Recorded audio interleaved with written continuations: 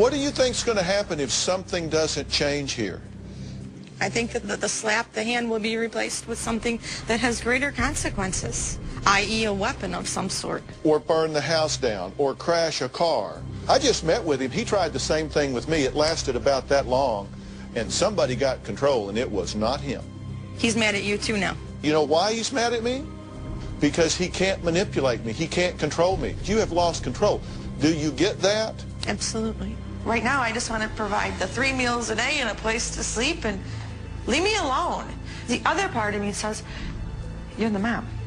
You're supposed to step up to the plate, and you're supposed to grab yourself by the ass and do this differently and better and suck it up. And listen, this is not about throwing the parents under the bus, but make no mistake, a family has to have a leader.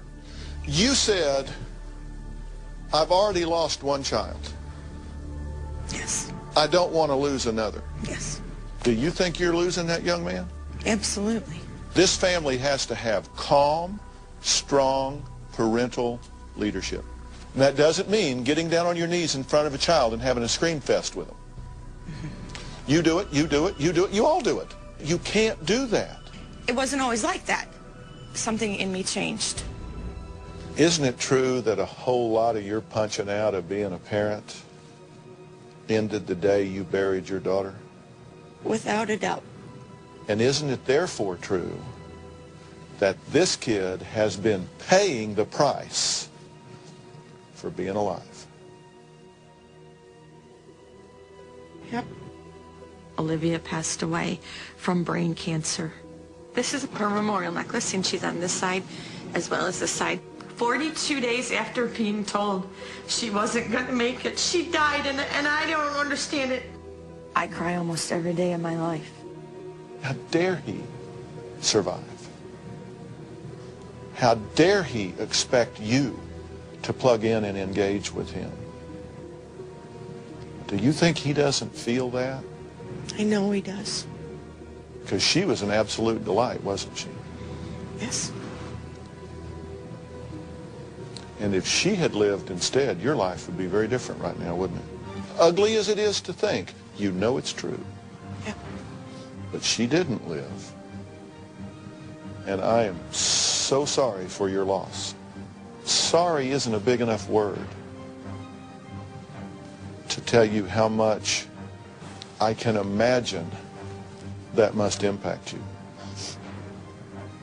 I will never tell you I know how you feel. Because if you haven't been there, nobody can know. True? Right. Children just aren't supposed to be buried by their parents. It's not the cycle of life. Bad deal. It's the only deal you got. I know we're at the bottom, and I know we need help. I'm willing to let that message absorb in my head and see what happens. Stay tuned for scenes from next week's episode. Coming Monday, moms and dads, listen up. It's Parenting Boot Camp in the Dr. Phil house. I have got a CPS report that says that I did not abuse you. I'm a mean mom, but you know it all. Keep your mouth closed. Okay, see ya. The do's and don'ts of time out. Why are you touching it? It's boring in here. You're not supposed to come in here and have fun. And watch as even playtime turns violent. You listen to my music. Excuse me, my mother abused me. No! Can Dr. Phil gain control of the children before it's too late? It's a Dr. Phil house call like you have never seen before. That's Monday.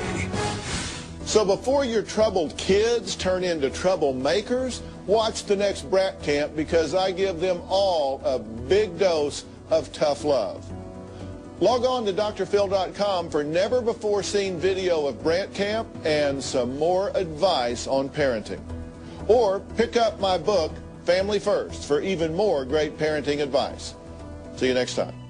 I'm frustrated as usual because that's Ethan. Like, to get anything really substantial out of him is difficult, and he's always trying to be silly and obnoxious, and I want to figure out what in him is making him fail at making good choices and doing the right thing.